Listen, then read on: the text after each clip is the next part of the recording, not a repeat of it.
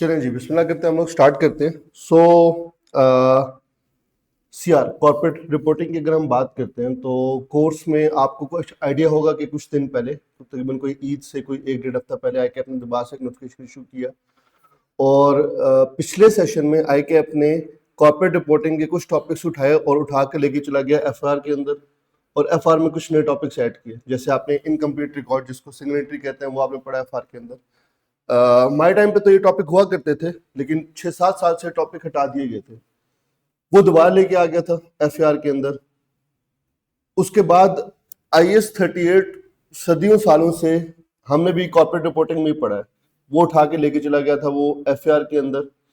उसके बाद IS 41 भी उठा के FAR के अंदर ले गया था। रेशोज को उठाया, वो उठा के कॉर्पोरेट रिपोर्टिंग में ले गया। वहां से फाइनेंशियल स्टेटमेंट्स का टॉपिक उठाया, उठा के FAR में लेके आया। तो टॉपिक्स ठीक ठाक शफल हुए थे। अभी नई काउंसिल आई है, नए इलेक्शंस हुए, नई काउंसिल बनी है, नई एग्जामिनेशन कमेटी भी बन गई है। उनने आते साथ क्या काम किया, उन्हें वापस को रिवर्स कर दिया। सो जो रेशियो एनालिसिस का टॉपिक आपका कॉर्पोरेट रिपोर्टिंग में गया था, वो वापस चला गया FAR के अंदर। आपके पास IS 38 कॉर्पोरेट रिपोर्टिंग से गया था FR में, वो वापस आ गया। तो वो टॉपिक्स दोबारा से उसने शफल कर दिए, और अच्छी चीज़ है, इसमें कोई मसला नहीं है। और बाकी एक दो टॉपिक्स उसने रहने दिए, वो शफल नहीं किए। तो मैं इसको वन बाय वन अभी एक्सप्लेन कर देता हूँ। आपका कॉर्पोरेट रिपोर्टिंग बेसिकली है क्या, टॉपिक वाइज क्या होता है, क्या नहीं होता। कुछ स्टूडेंट है उनको आइडिया है, मेजोरिटी जो हमारे स्टूडेंट हैं ऑनलाइन बैठे हुए जिन्होंने मुझसे FR पढ़ी है, तो उनको आइडिया है मेरा पैटर्न वगैरह क्या होता है। बाकी उन लोगों को मैं बता देता हूँ कि मैं क्लासेस वगैरह या कोर्स वगैरह किस तरीके से लेके चलता हूँ। सो मेरा point of view course content को लेकर नहीं होता। हम हमेशा फोकस करते हैं पेपर में क्या आएगा। हमारा फोकस होता है पेपर कि पेपर के जो 100 नंबर है वो कैसे पूरे करने हैं। सो आपका जो अभी पेपर पैटर्न है वो क्या है जी, पेपर पैटर्न वही है जो पहले था। 2 सेक्शंस होंगे। पहला है सेक्शन A, ये अप्रोक्सीमेटली 50 मार्क्स का सेक्शन है। और जो दूसरा है वो है जी आपके पास सेक्शन B, और ये भी आपके पास 50 मार्क्स का सेक्शन है। ऑन एवरेज 1-2 नंबर ऊपर नीचे होते रहते हैं। सबसे इंपॉर्टेंट, अब उसने मैंडेटरी कर दिया है हर सब्जेक्ट के अंदर MCQs को। पहले अकाउंटिंग में MCQs हुआ करते थे, और फाइनेंशियल अकाउंटिंग में ज्यादा होते थे, लॉ में होते थे, टैक्स में नहीं थे, मैनेजमेंट अकाउंटिंग में नहीं थे, BIA में नहीं थे। अब तो उसने हर सब्जेक्ट में मैंडेटरी 10 नंबर के MCQs डाल दिए। तो इसका मतलब ये हुआ कि आपके पास एक तो MCQs बेस्ड क्वेश्चन होगा 10 मार्क्स का। और इस बार थोड़ा सा बच्चे थोड़े से परेशान भी हुए, क्योंकि जब आप MCQs सॉल्व करने के लिए गए तो उसने फर्स्ट आंसर शीट के ऊपर वो बबल्स की तरह उसने कहा था बनाना है, उसको प्रॉपर फिल करना है। O लेवल A लेवल का स्टूडेंट तो थोड़ा सा यूज्ड हुआ है, जो दूसरा स्टूडेंट है उसको इतना ज्यादा सही आइडिया नहीं था, लेकिन बट उन्होंने फिर भी मेरे ख्याल से क्लियर इंस्ट्रक्शंस दी थी कि उसको प्रॉपर पूरा सर्कल करना है, उसमें कोई भी डॉट बचना नहीं चाहिए। क्यों ऐसा क्यों करता है कैप कि यार इसमें डॉट भी नजर ना आए, पूरा गोल सर्कल होना चाहिए? क्योंकि वो स्कैन होता है। आपकी जो आंसर स्क्रिप्ट है उसमें सिर्फ ब्लैक पेन अलाउ है, ब्लू पेन अलाउ नहीं है। और आपको कहा गया है कि इस लाइन से बाहर नहीं लिखना। क्वेश्चन नंबर ऊपर टॉप पे दिया जाता है, उसके पार्ट्स दिए जाते हैं। जिस क्वेश्चन का पार्ट बी आप दूसरे पेज पे सॉल्व करोगे, उसके ऊपर आप मेंशन करोगे क्वेश्चन नंबर 3 का पार्ट बी हम सॉल्व करने जा रहे हैं, उसकी वर्किंग वाले पेज पे भी मेंशन करोगे। क्योंकि आपका जो पेपर है वो स्कैन होता है पूरा, और जो एग्जामिनर है उसको क्वेश्चन वाइज पेपर जा रहा होता है। अब ऐसा नहीं होता कि एक एग्जामिनर एक पूरा पेपर चेक करेगा। आपके पास अगर 9 एग्जामिनर बैठे हुए हैं तो एक एग्जामिनर के पास क्वेश्चन नंबर 1 जाएगा सबका, दूसरे एग्जामिनर के पास क्वेश्चन नंबर 2 जाएगा सबका, तीसरे के पास क्वेश्चन नंबर 3 जाएगा सबका, चौथे के पास क्वेश्चन नंबर 4 जाएगा। वो एक ही क्वेश्चन चेक कर रहा है और उसी का एक्सपर्ट है, उसको उसने आंसर जुबानी रट ली है कि ये आंसर होना चाहिए। अब उसके पास क्वेश्चन नंबर 2 सारे स्टूडेंट्स का आ रहा है, वो मार्क करता जा रहा है, चेक करता जा रहा है। ये काम होता है जब ICAP इसकी जो आपकी आंसर शीट्स है उनको जब स्कैन करता है। अब स्टूडेंट क्या काम करता है, स्टूडेंट कहता है सर क्वेश्चन पूरा सॉल्व करके आया हूं, लेकिन ऊपर क्वेश्चन की जब आपने प्रॉपर नंबरिंग नहीं की, रेफरेंसिंग नहीं किया, तो क्या उस टीचर तक क्वेश्चन नंबर 2 पहुंच सकता है जिस तक ये पहुंचना था? अब आप क्या कहते हो, यार मैंने तो सॉल्व करके आया हूं, मेरा पेपर तो बहुत अच्छा हो गया। आपने सिंपल क्या किया कि ऊपर वहां पे क्वेश्चन 6 का पार्ट बी, ये 3 पेजेस पे चलना था, 2 पेजेस तक तो आपने 6 का पार्ट बी लिखा, अगले पेज के ऊपर भी आपने क्वेश्चन नंबर 6 का पार्ट बी लिखा, तीसरे पेज के ऊपर आपने वर्किंग की हुई है एक, और उस वर्किंग करते वक्त यहां पे आपने क्वेश्चन नंबर 6 का पार्ट बी नहीं लिखा। तो अब जो बंदा ये स्कैन कर रहा है, जिस सॉफ्टवेयर में डाल रहे हैं, क्या वो सॉफ्टवेयर रीड आउट करेगा कि ये कौन से वाले क्वेश्चन के साथ का हिस्सा है, या आपके बिहाफ के ऊपर कोई बंदा आके बताएगा कि यार ये फलाने का हिस्सा था, जरा इसको उसके साथ भेज दो? नहीं, तो वो तो स्कैन हुआ ही नहीं, एग्जामिनर तक ही नहीं पहुंचा। आपको पेपर भी आता था, आप करके भी आए, पेपर पास नहीं हुआ क्योंकि ये छोटी सी एक सिली मिस्टेक कर दी। तो ये वाले काम भी बहुत ज्यादा स्टूडेंट्स के साथ हो रहे होते हैं। तो इंशाल्लाह इसके ऊपर भी हम साथ साथ डिस्कस करते रहेंगे। तो क्वेश्चन नंबर 1, एक आपके पास जो क्वेश्चन है वो आपके पास एमसीक्यूज है, 10 नंबर के एमसीक्यूज है, बीच में इक्का दुक्का एमसीक्यू 2-2 नंबर के भी हो जाते हैं, ऑन एवरेज 10 मार्क्स के। आई कैप के मुताबिक कि कोई भी एवरेज स्टूडेंट जिसने रेगुलर क्लासेस लिए हैं वो इन एमसीक्यूज के अंदर 7-8 मार्क्स इजीली ऑब्टेन कर लेता है, 6-7 नंबर आराम से उसके आ जाते हैं। अच्छा, इसके बाद पीछे बचे आपके पास 40 मार्क्स। अब इन 40 मार्क्स में से आपके पास कितने क्वेश्चन आएंगे? नहीं, 8 नंबर का एक सवाल आएगा, तो 5। इसका मतलब ये हुआ कि 5 शॉर्ट क्वेश्चंस आपके पास बनेंगे। 5 शॉर्ट क्वेश्चंस हैं इनटू 8 मार्क्स ईच, और ये अप्रोक्सीमेटली 40 मार्क्स के आपके पास ये बन जाते हैं। तो ये हो गए 6 सवाल अभी तक। फिर सेक्शन बी है आपके पास। सेक्शन बी की अगर मैं बात करता हूं तो सेक्शन बी में क्या है, ये आएंगे आपके पास यहां पर 3 लॉन्ग क्वेश्चंस। अब ये जो 3 लॉन्ग क्वेश्चंस हैं ये तकरीबन 17 टू 18 मार्क्स ईच के होंगे, और ये अप्रोक्सीमेटली 50-51 मार्क्स पेपर में बन जाते हैं। ये 3 लॉन्ग क्वेश्चंस होंगे। ये है जी आपके पास टोटल पूरा का पूरा पेपर।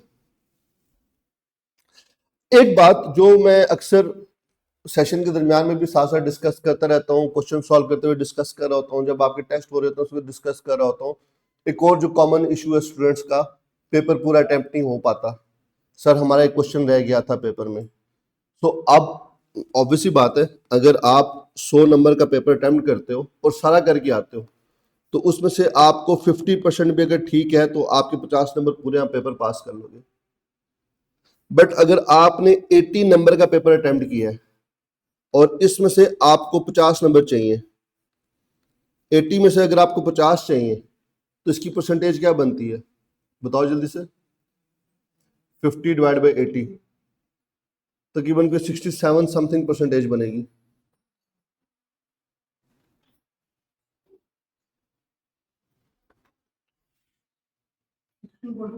सिक्सटी 62.5%। तो पहले अगर आपको 50% क्वेश्चन ठीक सॉल्व करना था और अब आपने अगर एक 18-19 नंबर का सवाल छोड़ दिया तो आपको 62.5% क्वेश्चन, सारे क्वेश्चंस ठीक सॉल्व करने पड़ेंगे। ये फर्क पड़ता है अगर आप कोई पेपर में क्वेश्चन छोड़ के आते हो या अटेम्प्ट नहीं कर पाते, तो फिर आपके जो एग्जिस्टिंग क्वेश्चंस आपने सॉल्व किए हैं उनकी रेशियो बहुत ज्यादा होनी चाहिए, तो जाके आप पेपर पास कर पाओगे। अब उसका मतलब ये हुआ कि टाइमली पेपर कैसे सॉल्व होना चाहिए। मैं आपको छोटी सी चीज बताता हूँ, इसके ऊपर हम प्रैक्टिस भी करेंगे, और इसके ऊपर हम जब हम सेशन के एंड पे होंगे, हम क्रैश कोर्स कर रहे होंगे, तो भी इसके ऊपर प्रैक्टिस करेंगे, बात करेंगे। सिंपल सी बात यह है कि आपके पास 100 मार्क्स का पेपर है और 180 मिनट है, 3 घंटे 180 मिनट है। लेकिन इंपॉर्टेंट बात है कि आपके पास 15 मिनट का रीडिंग टाइम है। रीडिंग टाइम में आपको पेपर के ऊपर लिखना अलाउ नहीं होता, ऐसे ही है। मैं जब स्टूडेंट था तो हमारे टाइम पे मेरी 2-3 अटेम्प्ट ऐसी हैं जिसमें रीडिंग टाइम आया था, बाकी रीडिंग टाइम हमारे तरफ नहीं हुआ करता था। आखिरी मेरी 2-3 अटेम्प्ट थी जिसमें रीडिंग टाइम आ गया था। वो अलग बात है, मैं रीडिंग टाइम में नॉर्मली पहुंच ही नहीं पाता था, लेट ही पहुंचता था, टाइम स्टार्ट हो चुका होता था। लेकिन आखिरी 2-3 अटेम्प्ट्स में रीडिंग टाइम आ गया था मेरे टाइम पे। तो मैंने इस रीडिंग टाइम को कैसे यूटिलाइज किया पेपर के अंदर, मैं क्या काम करता हूँ, नॉर्मली स्टूडेंट क्या काम करता है, आप रीडिंग टाइम के अंदर क्या काम करते हो, पूरा पेपर सॉल्व करते हो, देख लेते हो कि कौन से क्या कुछ है, और एमसीक्यूज भी पढ़ते हो, क्वेश्चन भी पढ़ लेते हो। जब आप पहले 15 मिनट के अंदर पूरा क्वेश्चन रीड आउट कर लेते हो कि अच्छा कौन कौन से टॉपिक से कौन कौन सा सवाल आया है, अब आप जो भी क्वेश्चन सॉल्व कर रहे होते हो आपके दिमाग में 4 टॉपिक्स और घूम रहे होते हैं कि अच्छा मैंने अभी वो वाला क्वेश्चन भी सॉल्व करना है। कोई एक एडजस्टमेंट थी जो क्वेश्चन पढ़ते हुए, क्वेश्चन पेपर पढ़ते हुए आपके दिमाग में बैठ गई, आप वो भी सॉल्व कर रहे हो दिमाग में, उसके बारे में सोच रहे हो यार वो एडजस्टमेंट भी करनी है, पता नहीं वो कैसे होगी, इसमें क्या करना होगा, और वहां से फिर वो कंफ्यूजन स्टार्ट होती है और आप पैनिक होना स्टार्ट होते हैं। मैं क्या काम करता था, मेरे पास जो 15 मिनट है, मैं इसको बताता हूँ यहाँ पे कि मैं एक्सप्लेन क्या करता हूँ कि मैं करता क्या था। जब मेरा पेपर, मुझे कभी ऐसा नहीं हुआ कि मैं पेपर में कहूँ यार टाइम खत्म हो गया था, मेरा क्वेश्चन रहता है। क्यों? क्योंकि जो मेरे पास 15 मिनट का रीडिंग टाइम था उसके अंदर मैं क्या काम करता था, सबसे पहले जो एमसीक्यूज थे वो मैं सॉल्व कर लेता था। कैलकुलेटर यूज करने से मुझे कोई नहीं रोकता पहले 15 मिनट में। और जो मेरे पास पेपर दिया हुआ है उस पेपर के ऊपर अगर मैं ये जो ऑप्शंस दिए गए हैं इसमें से किसी एक के ऊपर डॉट लगा दूंगा तो कोई क्या ही कर देगा, कोई रोक सकता है कि जी आपके यहाँ पे डॉट क्यों लगा हुआ है, कुछ भी नहीं, आप वहां पे लाइनें भी लगा सकते हो पढ़ते हुए। तो मैं उसके ऊपर, सही ऑप्शन है, मैं उसके ऊपर डॉट लगा दूंगा कि ऑप्शन ठीक है। कैलकुलेशन करनी है, कैलकुलेटर खोल के कैलकुलेट भी कर लूंगा। तो मेरे पास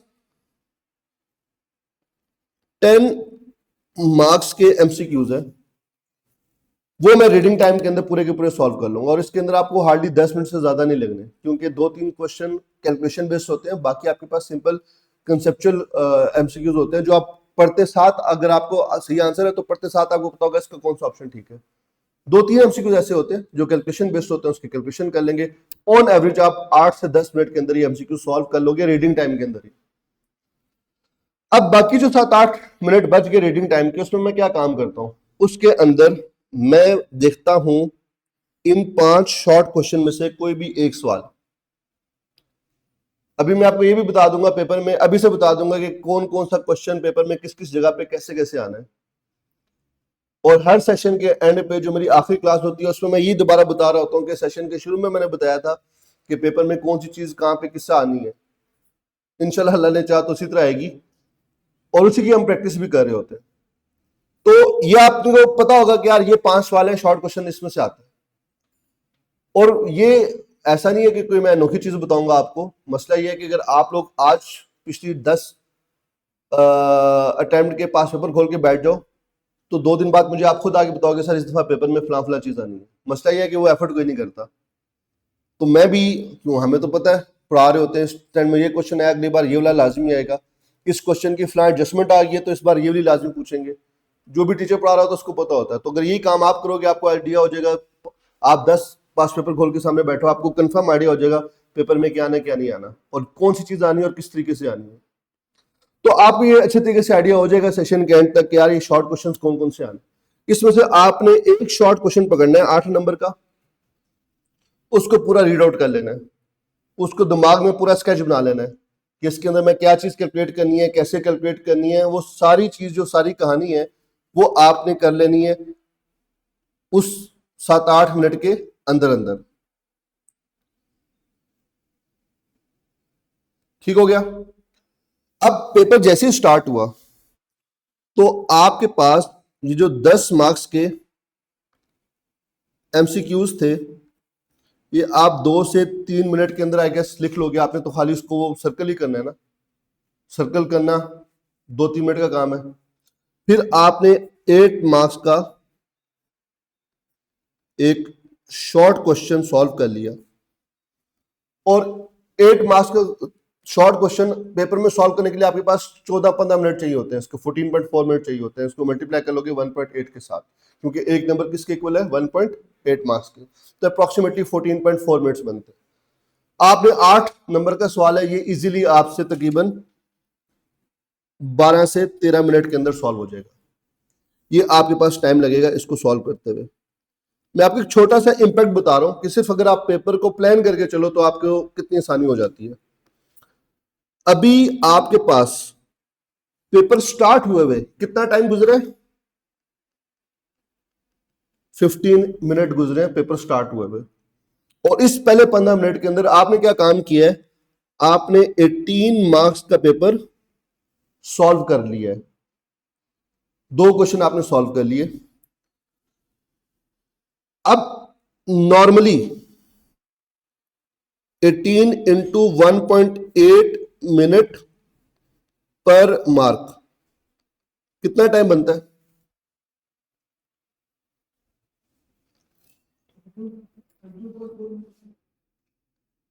33 मिनट ऑन एवरेज बनते थे। 33 मिनट का जो काम था वो आपने कितनी देर में किया है, 15 मिनट्स में आपने कर लिया। इसका मतलब क्या हुआ, आपने 17 से 18 मिनट बचा लिए अपने, आपके पास एक्स्ट्रा टाइम पड़ा हुआ है जो अब आप बाकी क्वेश्चंस के ऊपर यूज कर सकते हो। नॉर्मल स्टूडेंट के पास क्या होता है, टाइम कम हुआ होता है कि मेरे पास टाइम नहीं बचा, आपके पास 17 से 18 मिनट बचे हुए हैं जो आपने एक्स्ट्रा बचा लिए, जो किसी क्वेश्चन में आगे जाके कहीं पे स्टक हो जाओगे वहां पे इस्तेमाल कर लोगे। और बड़ी दूसरी सबसे इंपॉर्टेंट बात कि आपने पहले 15 मिनट के अंदर एमसीक्यू सॉल्व किए। कोई भी स्टूडेंट एज पर आईकैप के स्टैट्स के मुताबिक जो एवरेज स्टूडेंट है वो इसमें से 6 to 7 मार्क्स आराम सुकून से ले देता है। और ये जो आपने शॉर्ट क्वेश्चन चूज किया है, ये शॉर्ट क्वेश्चन वो था जो आपका सबसे अच्छा टॉपिक था जो आपको आता था, और पेपर में उसी तरह का सवाल भी आया जिसको आपने पिक किया कि यार ये मैं सॉल्व करूंगा। तो आपके ख्याल में इसमें से कितने नंबर आने चाहिए, तो मैं कहता हूं इसमें भी आपने 6 से 7 मार्क्स ले लिए। मैं 7-7 नहीं कहता, मैं कहता हूं 6-6 नंबर लिए आपने, तो आप इफेक्टिवली कितने मार्क्स ले चुके हो, 12 मार्क्स ले भी चुके हो आप। तो पहले 15 मिनट के अंदर आप पेपर के अंदर 12 मार्क्स स्कोर कर चुके हो आउट ऑफ 18, और अभी 82 मार्क्स का पेपर पड़ा हुआ है, उसमें से आपको 38 नंबर चाहिए। 38 डिवाइड बाय 82 करो कितना बनता है, कितनी परसेंट बनता है,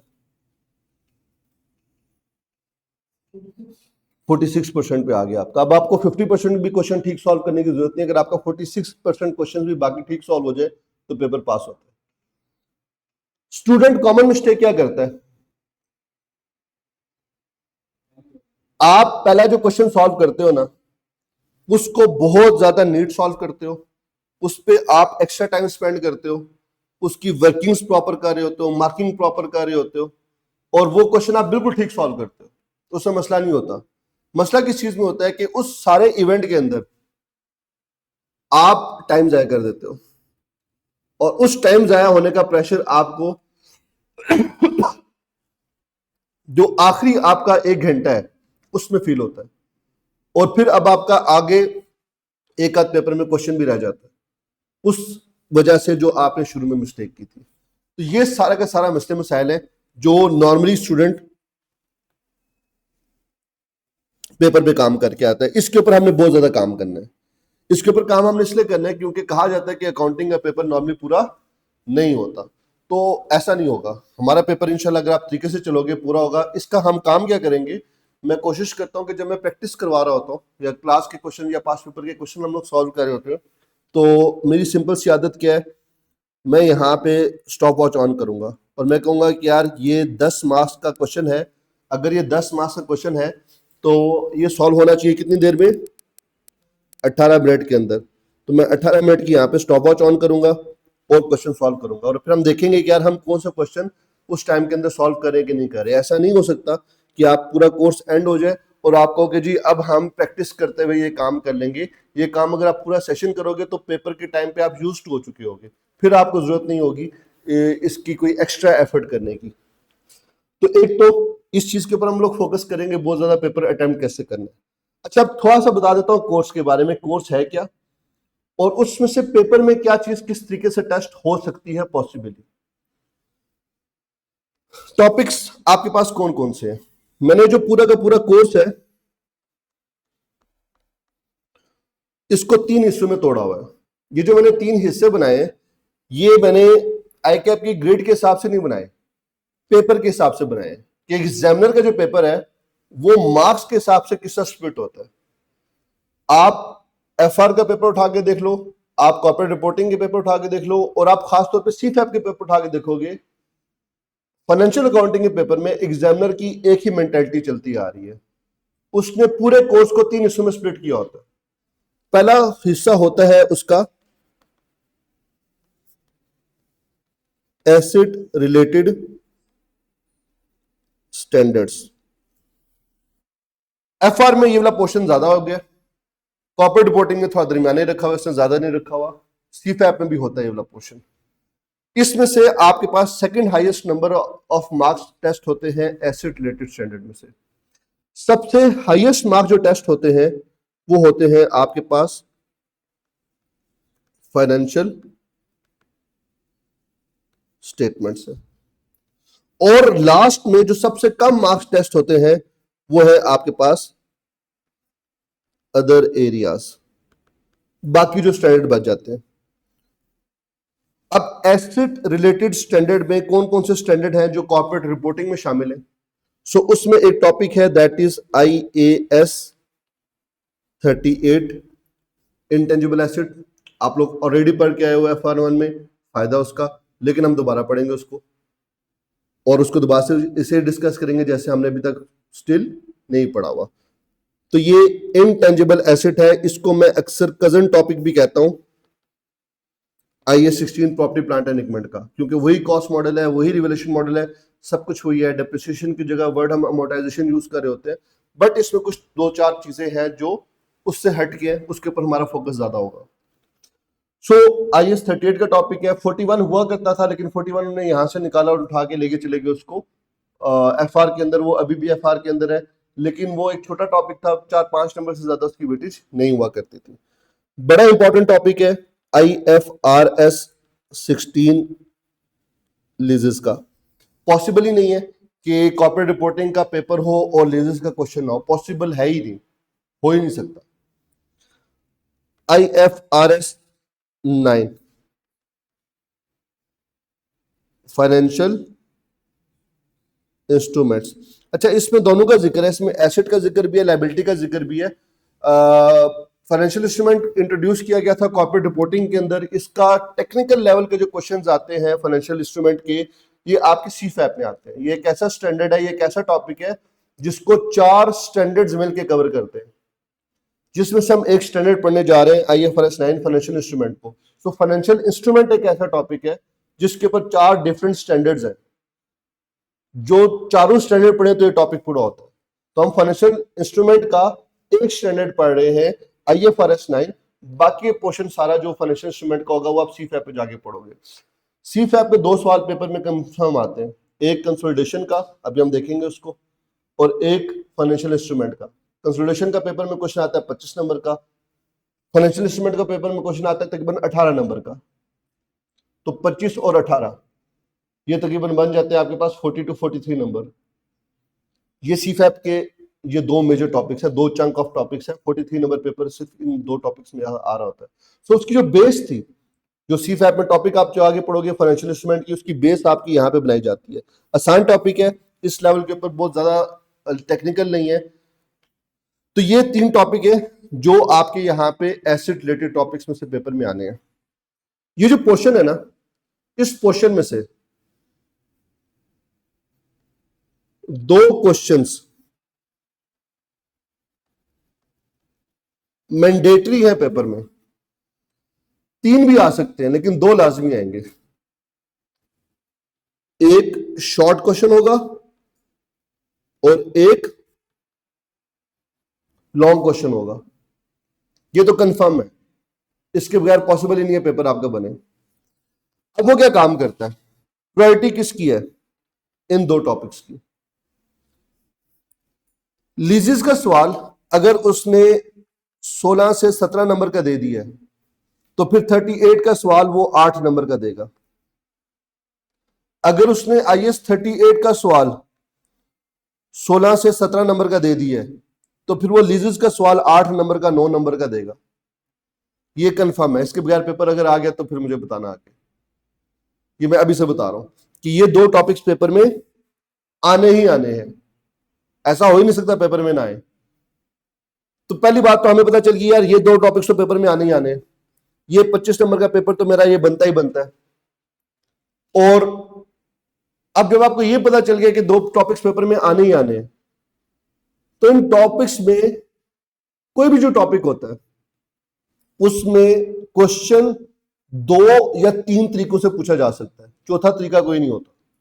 यानी क्वेश्चन को कितने तरीकों से घुमाया जा सकता है वो 2 या 3 तरीके हैं। सो जिस चीज का हमें कंफर्म हो गया कि टॉपिक पेपर में आना है, हमें उसके हर तरह की जो वेरिएंट है उसकी प्रैक्टिस कर लेनी चाहिए कि अगर ये टॉपिक इस तरह का आता है तो हमें कैसे करना है, इस तरह का ये टॉपिक अगर आ जाए, इस तरह घुमा के दिया जाए तो उसको कैसे सॉल्व करना है, उसकी भी प्रैक्टिस कर लेंगे। तो उसका मतलब है ये तो उसके ऊपर तो हम श्योर है कि पेपर में आना ही आना है, ये 25 नंबर में जाया नहीं होने चाहिए। फिर आपके पास है IFRS 9।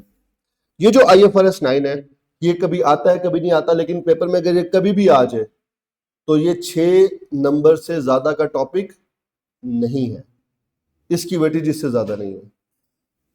इसके अंदर गिन के आपको 3-4 जनरल एंट्रीज लिखनी होती हैं, इसके अलावा यहां पे इसका कोई लेना देना नहीं है, इसकी वेटेज इससे ज्यादा नहीं है। तो इसका मतलब ये हुआ कि यहां पे प्रायोरिटी किसकी होगी, IAS 38 एंड IFRS 16 की। अच्छा, अब हम बात करें अगर फाइनेंशियल स्टेटमेंट्स की। सो फाइनेंशियल स्टेटमेंट्स में इससे पहले ये हुआ करता था कि आपके पास एक नॉर्मल ऑर्गेनाइजेशन है, उसकी फाइनेंशियल स्टेटमेंट्स तैयार करनी है, statement of profit and loss, statement of financial position. ITA के अंदर भी आप पढ़ के आए थे, लास्ट टॉपिक था आपका फाइनेंशियल स्टेटमेंट्स का। पिछले अटेम्प्ट में FAR के अंदर भी शामिल कर दिया और पेपर में 20 नंबर का सवाल भी आया। वो टॉपिक जो 20 नंबर का आया था पिछली बार, वो टॉपिक शुरू से चलता आ रहा था FAR कॉर्पोरेट रिपोर्टिंग के अंदर। लेकिन कॉर्पोरेट रिपोर्टिंग के अंदर जब हम फाइनेंशियल स्टेटमेंट्स का टॉपिक पढ़ते थे तो हम अलोंग विद कंपनी लॉ पढ़ते थे। कंपनी लॉ ने आपको बताया हुआ है फाइनेंशियल स्टेटमेंट्स का फॉर्मेट क्या होगा।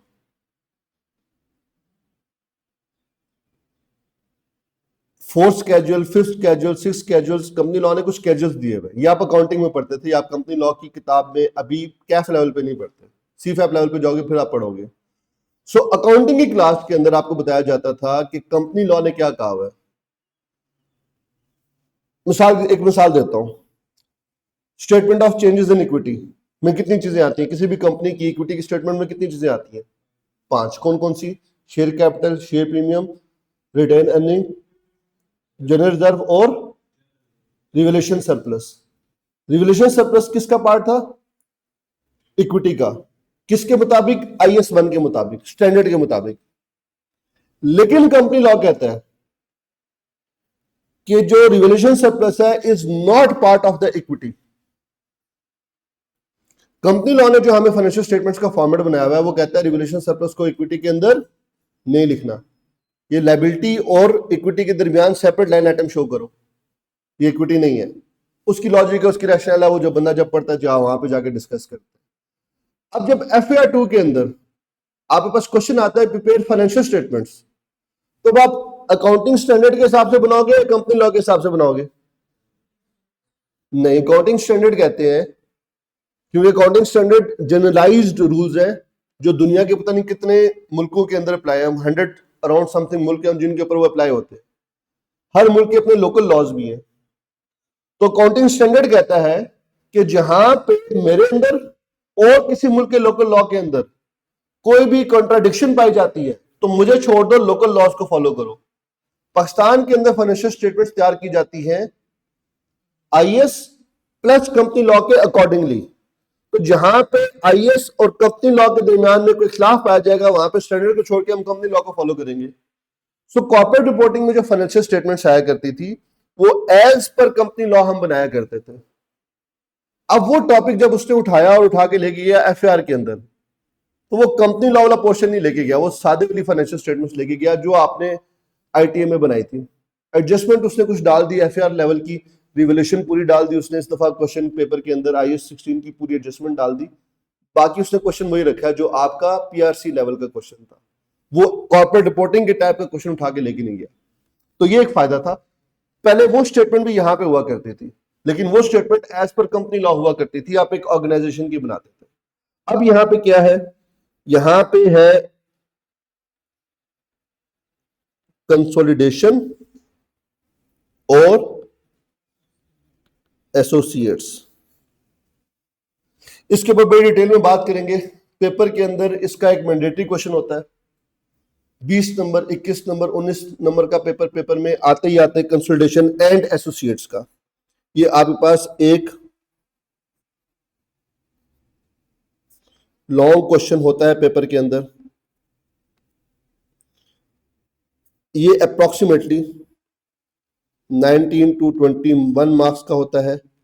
इसके अंदर 17 से 18 मार्क्स का वेटेज कंसोलिडेशन की है, 3 से 4 मार्क्स की जो वेटेज है वो आपकी एसोसिएट्स की है। एसोसिएट्स की वेटेज 3-4 नंबर की एक वर्किंग होती है, या 3-4 नंबर होते हैं 21 नंबर में से जो एसोसिएट से रिलेटेड होते हैं। बाकी सारे जो मार्क्स होते हैं वो आपकी कंसोलिडेशन से होते हैं। कंसोलिडेशन के अभी हम डिटेल में डिस्कस करेंगे। एक ग्रुप ऑफ कंपनीज है, सो हम 2, 3, 4 ऑर्गेनाइजेशंस की कंबाइन करके फाइनेंशियल स्टेटमेंट्स बनाने जा रहे हैं। अभी तक आप बनाते थे एक ऑर्गेनाइजेशन की, अब हम ग्रुप ऑफ कंपनीज की कंबाइंड फाइनेंशियल स्टेटमेंट्स बनाएंगे। वो क्यों बनाएंगे, उसकी वजह क्या है बनाने की, वो हम इस टॉपिक में जाकर डिस्कस करेंगे। ये मैंडेटरी क्वेश्चन है, पेपर में आना ही आना है। और इसकी जो एडजस्टमेंट्स पेपर में आ सकती है ना पॉसिबल, वो सारी की सारी हम प्रैक्टिस करके जाएंगे। पेपर की एडजस्टमेंट में कोई एक ऐसी एडजस्टमेंट नहीं होगी, क्वेश्चन की एडजस्टमेंट भी कोई ऐसी नहीं होगी जो आपको कि यार ये तो मुझे नहीं समझ आ रही क्या लिखा हुआ है, हम वो भी प्रैक्टिस करके जाएंगे। तो जब एक टॉपिक हमें इतना पता और हम उसकी प्रैक्टिस भी करके जाएंगे तो क्या उसमें मार्क्स कटने चाहिए? तो पेपर पास करना मुश्किल नहीं है। मसला ये है कि जो चीज मैं आप पहले दिन बता रहा हूं और अगले 4 महीने हमने इसी के ऊपर काम भी करना है, आप अगर वो 4 महीने रेगुलर लगा लो तो पेपर पास हो जाएगा। लेकिन 4 महीने कंटिन्यूसली एक ही चीज, एक ही माइंडसेट के साथ चलना मुश्किल हो जाता है, दरमियान में बंदे का ईमान डोल जाता है। अल्लाह ने बताया हुआ ना कि ये काम करोगे तो जन्नत है, और ये काम करोगे तो जन्नत, क्लैरिटी बता दी है कि ये काम पे है, इस पे नहीं है, बात खत्म। तो इसमें तो कोई डाउट ही नहीं है। उसके बावजूद हम क्या काम करते हैं, हम जाते हैं गलत काम की तरफ, क्योंकि इंसान है, नहीं रह सकता वो एक ही चीज के ऊपर। स्टूडेंट का भी यही है, मैं पहले दिन बता रहा हूं पेपर में ये आएगा, ये काम हमने ऐसे करना है, ये चीज ऐसे होगी। स्टूडेंट कहते हैं हाँ यार बिल्कुल ठीक हो गया, सही बता रहे हैं सर, अब ऐसे ही करूंगा, ये वो। एक हफ्ता गुजरता है, 2 हफ्ते गुजरते हैं, 3 हफ्ते गुजरते हैं, फिर जिंदगी में और भी मामला चल पड़ते हैं आपके। तो वही काम होता है आप लोगों के साथ भी। अच्छा, इसके अंदर छोटे टॉपिक्स कौन कौन से हैं? इसके अंदर छोटे टॉपिक हैं आपके पास IFRS 8, ऑपरेटिंग सेगमेंट्स, ये हम देखेंगे। इसकी एग्जाम वेटेज तकरीबन 7 to 8 मार्क्स का क्वेश्चन है, ये पेपर में आता है। कभी आता है कभी नहीं आता है, एक टाइम में आएगा, एक में नहीं आएगा, 2 टाइम बाद आ जाएगा, ये वो बड़े टॉपिक्स हैं। कुछ टॉपिक ऐसे हैं जो 100% है, वो आते ही आते हैं। कुछ टॉपिक ऐसे हैं जो किसी टाइम में आएगा, किसी टाइम में नहीं आएगा। एक टॉपिक आपने ऑलरेडी पढ़ा हुआ है IAS 33, अगर वो एक आध अटेम्प्ट पुराने हैं जिन्होंने FAR एक आध अटेम्प्ट पहले पढ़ी थी, तो उसमें IAS 33 हुआ करता था, अर्निंग पर शेयर। किसी ने फर्स्ट टाइम लास्ट टाइम पढ़ी थी FAR तो उसने टॉपिक नहीं पढ़ा हुआ। ये कुछ रेशोज हैं जो कि on the face of financial statements present की जाती है। जब आप फाइनेंशियल स्टेटमेंट बनाते हो, उसमें जो स्टेटमेंट ऑफ कॉम्प्रिहेंसिव इनकम है, उसमें सबसे लास्ट आइटम जो आप प्रेजेंट करते हो, एक separate line item earning per share, एक फॉर्मूला है। लेकिन उस फॉर्मूले की प्रॉपर कैलकुलेशन है जो स्टेटमेंट ऑफ कॉम्प्रिहेंसिव इनकम के एंड पे आप प्रेजेंट करते हो, ये मैंडेटरी होता है।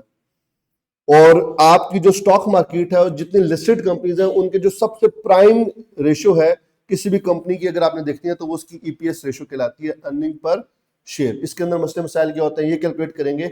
लेकिन अब जब ये FAR में आया है तो इसकी जो एग्जाम वेटेज है वो अप्रोक्सीमेटली 10 से 15 मार्क्स की है। तो ये कभी वो 10 नंबर का क्वेश्चन बना के इसको शॉर्ट में शामिल कर देता है, उसका दिल लगता है तो इसको 15 नंबर का सवाल बना के इसको वो लॉन्ग में भी डाल देता है। 2 18 नंबर, एक 20-21 का पूछेगा, एक 17-18 नंबर का पूछेगा, एक 15 नंबर का पूछ के 3 लॉन्ग क्वेश्चन बना देगा, और 3 लॉन्ग क्वेश्चन वो बना देगा आपके पास 50 मार्क्स के। तो इसके अंदर है, लेकिन ये टॉपिक इंपॉर्टेंट है, ये आपको हर अटेम्प्ट में टॉपिक नजर आएगा। ऐसा नहीं हो सकता कि आपको IAS 33 नजर ना आ रहा हो। वो डिपेंड करता है 10 नंबर का देता है या 15 नंबर का देता है, और इसका क्वेश्चन 2 ही पैटर्न पे आ सकता है, तीसरा पैटर्न कोई नहीं इस क्वेश्चन को आने का। यहां पे रेशोज था, वो निकाल दिया उसने वापस और उठा के ले गया। रेशोज भी फाइनेंशियल स्टेटमेंट से रिलेटेड टॉपिक था। तो ये आपके पास पेपर के अंदर तकरीबन कोई आपके पास 35 से 36 नंबर का पोर्शन बनता है फाइनेंशियल स्टेटमेंट्स का। फिर आपके पास आता है अदर एरियाज। अब अदर एरियाज में क्या क्या है? अदर एरियाज में मशहूर जमाना टॉपिक है IAS 12 इनकम टैक्स। अब स्टैंडर्ड का नाम इनकम टैक्स है, लेकिन लोग अक्सर इसको डेफर्ड टैक्स कह रहे होते हैं। डेफर्ड टैक्स इसके अंदर एक एडजस्टमेंट है जो हम कैलकुलेट करते हैं, लेकिन अक्सर लोग कहते हैं यार डेफर्ड टैक्स तैयार कर लिए। डेफर्ड टैक्स स्टैंडर्ड का नाम नहीं है, स्टैंडर्ड का नाम इनकम टैक्स है। इनकम टैक्स के अंदर फिर 2 बातें, करंट टैक्स और डेफर्ड टैक्स। ये शॉर्ट क्वेश्चन में भी आता है, लॉन्ग क्वेश्चन में भी आता है। शॉर्ट क्वेश्चन में आता है तो वो इसको 8 से 10 नंबर का सवाल देता है। लॉन्ग में जब आता है तो ये आराम से 17-18 नंबर का सवाल बनता है। इसकी भी उसी तरीके से है, एग्जामिनर पे डिपेंड कर रहा होता है। ये मैंडेटरी क्वेश्चंस में से है, ये आएगा ही आएगा। अब 10 का आएगा या 18 पे आएगा, ये डिपेंड करता है एग्जामिनर के ऊपर कि उसने बाकी पेपर कैसे बनाया है, वेटेज क्या बन रही है, लेकिन वो क्वेश्चन लाजमी डालेगा। ऐसा हो नहीं सकता कि इनकम टैक्स का क्वेश्चन पेपर में आए ना, ये इतना मैंडेटरी टॉपिक है। IAS 10 and IAS 37 including IFRIC 1। 1037 standard है, ये थ्योरेटिकल स्टैंडर्ड है। इसमें आपने थ्योरेटिकली आंसर करना होता है। आपके पास FAR के अंदर अभी पेपर में 2 क्वेश्चन आए थे जिसको आपने थ्योरेटिकली डिस्कस करना था। इसी तरह कॉर्पोरेट रिपोर्टिंग के अंदर भी एक तो फुल फ्लेज टॉपिक है IAS 1037 का, जिसमें लिखा होता है discuss the consequences, discuss the accounting treatment. तो जब डिस्कस द अकाउंटिंग ट्रीटमेंट आता है तो वहां पे स्टूडेंट के दिमाग में आंसर तो ठीक होता है, लेकिन ये नहीं समझ आ रहा होता कि इसको लिखना कैसे है, जिसमें हमें मार्क्स भी मिले। तो उसके ऊपर हम प्रैक्टिस करेंगे, उसके प्रॉपर हम ड्राफ्ट भी करेंगे, स्टैंडर्ड भी पढ़ेंगे। बड़े मजे के आसान स्टैंडर्ड है। इसमें थोड़ा सा आपको रट्टा भी लगाना पड़ेगा, रट्टा इसलिए लगाना पड़ेगा क्योंकि अब आपका ओपन बुक पेपर नहीं है। हमारे टाइम पे ये ओपन बुक पेपर होता था। मैंने कभी इसकी जो चीजें थी यहाँ पे उनके हमने रट्टे नहीं लगाए, याद नहीं करते थे, हम समझ लेते थे, क्योंकि जब हम जाते थे तो हम ये बुक्स जो स्टैंडर्ड की बुक्स हम साथ लेके जाते थे, और जब जरूरत पड़ती थी खोल के हम देखते थे रूल क्या कहता है, फिर उस नॉलेज को अप्लाई करना होता था। ऐसा नहीं है किताब खोल के देख के लिखना होता है, रूल देख के उसके मुताबिक अप्लाई करना होता था। तो हमें रट्टे मारने की जरूरत नहीं पड़ती थी। लेकिन अब चूंकि ये ओपन बुक पेपर नहीं है पिछले कुछ अटेम्प्ट से, तो आपको ये कुछ चीजें हैं इसमें कुछ याद करनी पड़ेंगी। थ्योरेटिकली इसको लिखना कैसे, उसकी हम प्रॉपर प्रैक्टिस करेंगे। और एक टॉपिक है इसका IFRIC 1 का। IFRIC 1 एक एडजस्टमेंट है, वो हम देखेंगे। उसके बाद जाके चेंज इन प्रोविजन, अगर प्रोविजन में चेंज आ जाए तो क्या करना है उसको। 1037 और IFRIC 1, एग्जामिनर का मूड ना हो अगर इस क्वेश्चन को देने का, इस टॉपिक को ना देने का, तो वो IFRIC 1 का 7-8 नंबर का 9 नंबर का एक सवाल बना के दे देता है। लेकिन आपका 10 में से 8 दफा पेपर में 1037 का क्वेश्चन होगा, ऑन एवरेज 15 नंबर का क्वेश्चन होगा। तो ये भी एक मैंडेटरी टॉपिक्स में से आ चुका है पेपर के अंदर। तो फिर इसलिए उसके पास तकरीबन 3 टॉपिक ऐसे हैं। IAS 33 जिसको शॉर्ट में भी दे सकता है, लॉन्ग में भी दे सकता है। IAS 12 शॉर्ट में भी दे सकता है, लॉन्ग में भी दे सकता है। IAS 1037 शॉर्ट में भी दे सकता है, लॉन्ग में भी दे सकता है।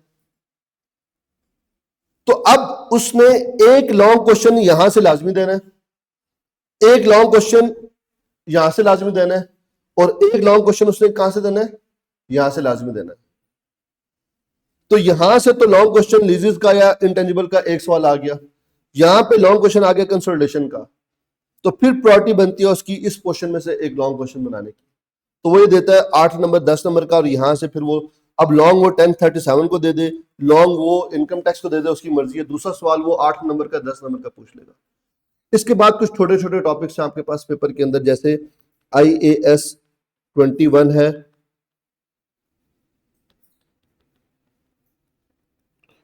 फॉरेन एक्सचेंज ट्रांजैक्शन, पिछले जो सेशन था उसमें एक टॉपिक ऐड किया गया, सस्टेनेबिलिटी का टॉपिक एक ऐड किया गया, कुछ थ्योरेटिकल इसके अंदर पोर्शन है। आपके पास एक चैप्टर है, 7-8 पेजेस हैं उसके, वो आपने थोड़ा सा याद करना होता है। ये आपको ऑडिट के अंदर भी पढ़ाया जाता है और हम कोशिश करते हैं कि इसके एक अलग से हमारे पास टीचर आते हैं, वो ये 2-3 क्लासेस लेते हैं, उसकी वो डिटेल में आराम से थ्योरेटिकली आपको समझा देते हैं। इसमें कोई न्यूमेरिकल कैलकुलेशन नहीं है, पेपर के अंदर 5-6 नंबर से ज्यादा इसका पोर्शन आपसे टेस्ट नहीं होगा थ्योरेटिकली, इससे ज्यादा ये वैल्यू नहीं है। 2 स्टैंडर्ड बने हैं अभी तक, S1 S2 सस्टेनेबिलिटी के ऊपर। सस्टेनेबिलिटी है क्या कि अब बीइंग एन अकाउंटेंट दुनिया किस तरफ जा रही है कि आपने सिर्फ फाइनेंशियल नंबर्स को नहीं देखना। बीइंग एन अकाउंटेंट आपने एक ऑर्गेनाइजेशन के जो नॉन फाइनेंशियल फैक्टर्स हैं जो अफेक्ट करते हैं किसी ऑर्गेनाइजेशन को, उनको भी आपने अकाउंट फॉर करना है कि आप इकोनॉमी में क्या कंट्रीब्यूट कर रहे हो। आपकी जो प्रोडक्ट है, जो आपकी फैक्ट्री है, वो कितना कार्बन डाइऑक्साइड एमिट कर रही है एटमॉस्फेयर के अंदर, और उसके लिए आप क्या कर रहे हो। वो इस तरह की कुछ कहानियां हैं कि आपकी कुछ कॉर्पोरेट सोशल रिस्पॉन्सिबिलिटीज की बातें भी उसमें आ जाती हैं, वो यहाँ पे साइड डिस्कशन है। और उसके साथ कुछ आपके पास एथिक्स का भी पोर्शन है। ये पोर्शन भी सेम है जो आप ऑडिट की क्लास में भी पढ़ रहे होते हो। तो ये जो थ्योरेटिकल पोर्शन है, इस पूरे पोर्शन की जो एग्जाम वेटेज है वो 5-6 नंबर से ज्यादा की नहीं है। पेपर में कभी आता है, कभी नहीं आता। अगर आ भी जाए तो 4-5 नंबर का, 6 नंबर का आता है, और मोस्टली वो एमसीक्यूज में इनके ऊपर कुछ 2-3 एमसीक्यूज बना के दे देते हैं। जो IS-21 है, फॉरेन करेंसी ट्रांजेक्शन है, ये एक छोटा स्टैंडर्ड है। 4-5 नंबर से ज्यादा का टॉपिक, 6 नंबर से ज्यादा का टॉपिक नहीं है। इसके अंदर भी सिंपल आपके पास क्वेश्चन आ रहा होता है, शॉर्ट क्वेश्चन में उसने कभी कभी पूछ ले तो पूछ लेता है। किसी अटेम्प्ट में आता है, एक अटेम्प्ट में आ गया तो 2-3 अटेम्प्ट में इसके आने के चांसेस नॉर्मली नहीं होते। ये एक हिस्सा का टॉपिक है, किसी 1-2 एमसीक्यूज बना के दे देगा आपको इसके ऊपर, इससे ज्यादा की वो बात इस पे नहीं कर रहा होता, क्योंकि बाकी टॉपिक्स उसके पास काफी अच्छे सारे हो जाते हैं यहाँ पे समझने के लिए। तो ये मेन पोर्शन है आपके पास कॉर्पोरेट रिपोर्टिंग का। इन टॉपिक्स को अगर मैं अब आप सम अप करूं और मैं आपको एक छोटी सी सिंपल सी बात बताऊं, हमने करना पूरा टॉपिक है, हमने 100% पेपर तैयार करके जाना है, लेकिन पेपर पास करना कोई बड़ी बात नहीं है, मुश्किल नहीं है। कैसे?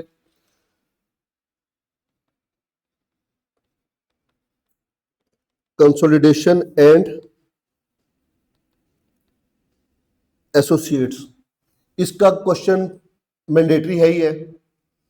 पिछली अगर मैं 20 अटेम्प्टों की बात कर लूं, 20 अटेम्प्ट का मतलब है 10 साल की बात कर लूं, तो 10 साल का अगर आप डाटा उठाते हो, 20 पेपर उठाते हो आई कैप के, तो 20 पेपर में से 19 पेपर में 21, 22, 18, 21, 22, 19 नंबर का सवाल आता है। एक पेपर में ऐसा हुआ था कि इसने 10 नंबर का सवाल दिया था 20 पेपर्स के अंदर से। तो इसका मतलब है मुझे ऑन एवरेज इसकी वेटेज क्या लेनी चाहिए? 20 मार्क्स के पेपर में सवाल आता है। उसके बाद हमने कहा IAS 38 और IFRS 16, हमने कहा इन दोनों के जो कंबाइन वेटेज है, एक शॉर्ट आता है दूसरा लॉन्ग आएगा, तो वो कितनी है? 25 मार्क्स। दोनों टॉपिक पेपर में आने ही आने।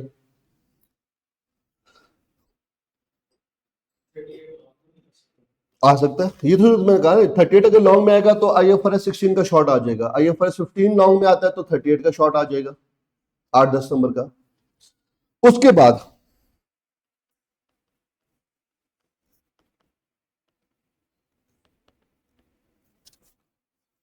इसके मैं कहता हूं ये लॉन्ग में अगर नहीं भी आता, ये शॉर्ट क्वेश्चन में भी आता है, तो 10 मार्क्स, 10 से 15 नंबर का पेपर में ये ऑन एवरेज क्वेश्चन आता है। सॉरी, एक टॉपिक मैं लिखना भूल गया, बड़ा इंपॉर्टेंट टॉपिक था, दिमाग से निकल गया। Revenue from contracts with customers, paper में मैंडेटरी टॉपिक है। ये शॉर्ट में भी आ सकता है, लॉन्ग में भी आ सकता है, 10 नंबर का भी आता है, 15 नंबर का भी आता है।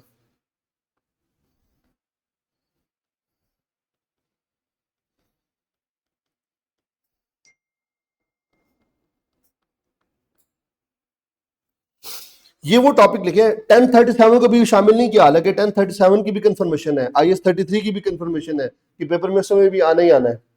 मैं भी वो नहीं लिख रहा, सिर्फ ये आपको मैं गिन के 5 टॉपिक बता रहा हूं। इन 5 टॉपिक्स की आप एग्जाम वेटेज निकालो, कितनी बनती है? 45, 50, 60, 70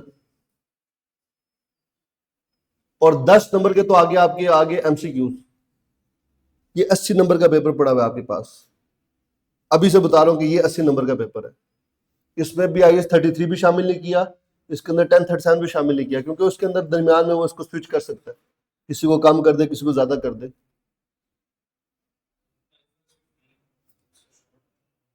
नहीं, IFRS 15 में रेवेन्यू कैलकुलेशन होती है। रेवेन्यू कैलकुलेशन में क्या होता है कि सिनेरियोज देता है।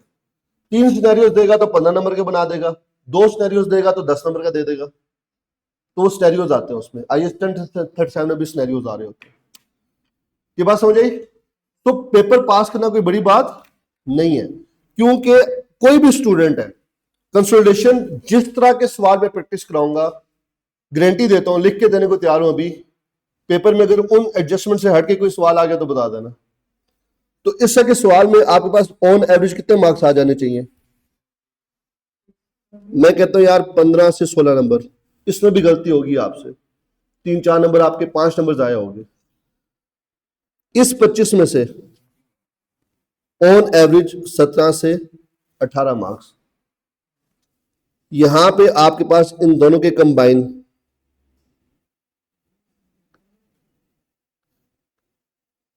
ये ऑन एवरेज अगर 15 से 25 नंबर बनते हो, 25 से 27 नंबर बनते हो, तो इसके अंदर आपके पास अप्रोक्सीमेटली 20 मार्क्स बनते हैं। सो अगर आप सिर्फ ये टॉपिक से ही सॉल्व कर लो, कितने मार्क्स बन रहे हैं टोटल?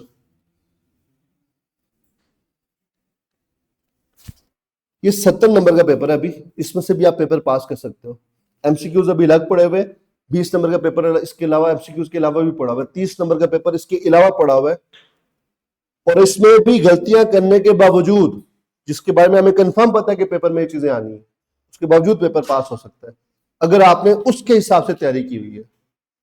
तो मेरा काम ही होता है कि मैं कभी भी आपको आई कैप की जो ग्रिड है उसमें टॉपिक वाइज या चैप्टर वाइज लेके नहीं चल रहा होता। मैं हमेशा किसके हिसाब से लेके चल रहा होता हूँ? मैं लेके चलता हूँ इसके हिसाब से। मैं क्या काम करूंगा, मैं स्टार्ट करूंगा फ्रॉम IAS 38 कि मेरा जी IAS 38 हो गया। उसके बाद मैं आपको पढ़ाऊंगा सर लीजेस का टॉपिक हमारा हो गया, फिर मैं आपको पढ़ाऊंगा IFRS 9 और मैं कहूंगा कि जी हमारा पेपर के 25 नंबर कंफर्म हो चुके हैं, ये 25 नंबर हमारे तैयार हो गए। इसका मतलब है अब आपको तैयार हो गए, अब आपको अभी से इसकी प्रैक्टिस साथ साथ करके खत्म कर लो। रिवीजन का वेट करने की जरूरत नहीं है, आपको वो आखिरी महीने का इंतजार करने की जरूरत नहीं है कि जिसमें हमने खुद से बैठ के पढ़ना है। सो मैं टॉपिक वाइज चलूंगा और टॉपिक वाइज चलूंगा पेपर के हिसाब से। फिर मैं स्टार्ट करूंगा कि मैं IAS 12 कराने जा रहा हूं। अब मैंने IAS 12 करा दिया तो पेपर के 10-15 नंबर आपके और ऐड हो चुके हैं। सो हम पेपर के 100 नंबर पूरे करेंगे। ठीक हो गया? कोर्स इंशाल्लाह हमारी कोशिश है कि हम कोर्स को, क्योंकि पेपर आपका 17 अगस्त को है, तो पेपर कोर्स इंशाल्लाह हम बहुत इजीली आराम स्कूल से कोशिश करके 15 जुलाई तक हम एंड कर लेंगे। आपके पास 1 महीना पूरा होगा अपनी तैयारी वगैरह करने का। कोशिश मेरी ये होती है कि क्रैश कोर्स में 3-4 दिन का मेरा होता है क्रैश कोर्स, लेकिन क्रैश कोर्स के अंदर मैं नॉर्मली क्या काम करता हूँ, मैं जो रिसेंट अटेम्प्ट्स के 2 या 3 पास पेपर है वो मैं ऑलमोस्ट पूरे पूरे सॉल्व कर रहा होता हूँ टाइम कंडीशंस के अंदर। और बाकी मेरी आदत है, मेरे ये अपने नोट्स होते हैं जो मैं क्लास में लिख रहा होता हूँ। ये नोट्स मैं जो साथ साथ बना रहा होता हूँ, ये वीकली बेसिस के ऊपर आपके पास ग्रुप में शेयर होते रहा करेंगे। हर चैप्टर का एक सेपरेट नोट होता है, इसी के अंदर मैं सारे पास पेपर भी सॉल्व करा रहा हूँ, सारे क्वेश्चन भी मेरे इधर ही सॉल्व हो रहे होते हैं। और ये एक तो शेयर करूंगा, आई कैप की जो स्टडी टेस्ट की बुक है वो मोर देन एनफ है, आपको कोई और किताब लेने की जरूरत नहीं है। जो प्रैक्टिस क्वेश्चंस होंगे, पास पेपर के क्वेश्चंस होंगे, वो सारे के सारे मैं खुद शेयर कर रहा होता हूँ। रीडिंग करनी है किसी भी किताब की, मेरे नोट्स और आई कैप की जो आपकी स्टडी टेक्स्ट है वो मोर देन इनफ है, वो बहुत अच्छा बना हुआ है। किसी और आपको दूसरी तीसरी किताब को लेने की जरूरत नहीं पड़ेगी। ठीक हो गया? कोई क्वेश्चन? जो डिपेंड कर रहा होता है, जब ज्यादा काम होता है तो मैं डेली बेस पे भी कर दूंगा। आज लेट से हमने कोई बहुत ज्यादा काम नहीं किया, कोई इंपॉर्टेंट बात नहीं थी, तो मैं कहूंगा कि यार ये 2 दिन बाद भी शुरू हो जाएंगे। दूसरा ही होता है कि जैसे ये टॉपिक है, टॉपिक कंप्लीट होने के बाद फिर मैं एंड में फाइनल वर्जन दोबारा से शेयर कर देता हूँ कि यार ये फाइनल हो गया, ये पूरा टॉपिक है, आप सेव कर लो। व्हाट्सएप ग्रुप के अंदर आपको शेयर होते रहेंगे, वो साथ साथ शेयर होते रहेंगे। और बाय द वे अभी इंशाल्लाह अगले कुछ दिनों में हमारी एक मोबाइल ऐप है मुनाबी गो के नाम से। जो आईफोन यूजर हैं वो अभी भी अपने ऐप स्टोर पे जाएंगे, वो लाइव हो चुकी है। जो एंड्रॉयड वाले हैं वो मेरे ख्याल से एक आध वीक लगेगा, उसका वेटिंग टाइम आ रहा है, वो लाइव हो जाएगी। वो हमारी जो स्टूडेंट ऐप है वो उसमें हर चीज़ होगी। उसमें स्टूडेंट जो भी लॉगिन होगा उसको उसके सब्जेक्ट की डिटेल्स, उसको नोट्स, उसके क्विज़ेस, उसके टेस्ट, अटेंडेंस, रिजल्ट्स, सब कुछ उस ऐप के ऊपर नज़र आ रहे होंगे। तो अभी हमने मुनाबी के अपने स्टूडेंट्स के लिए प्रॉपर एक सेपरेट ऐप बना ली है, क्योंकि हमारे एग्जाम सेशंस काफ़ी होते हैं, हमारे टेस्ट वगैरह भी होंगे, तो वो उसमें प्रॉपर आपको टेस्ट भी होंगे, कुछ पेड होंगे, कुछ जो रजिस्टर्ड स्टूडेंट हैं उनके लिए भी हुआ करेंगे। सो वो अगले 2-3 हफ्ते तक इंशाल्लाह प्रॉपर ऑपरेशन हो जाएगी। अभी एप्पल के लिए आ चुकी है, एंड्रॉयड वालों के लिए मेरे ख्याल से एक आध वीक लगेगा उसका आने का। तो उसका भी फिर आपको ये सब चीज़ें आपको उसमें मिला करेंगी, आपके अटेंडेंस रिपोर्ट, आपके मार्क्स, आपकी असेसमेंट, सब कुछ उसमें आ रहा होगा। ठीक है, खुदा हाफिज़।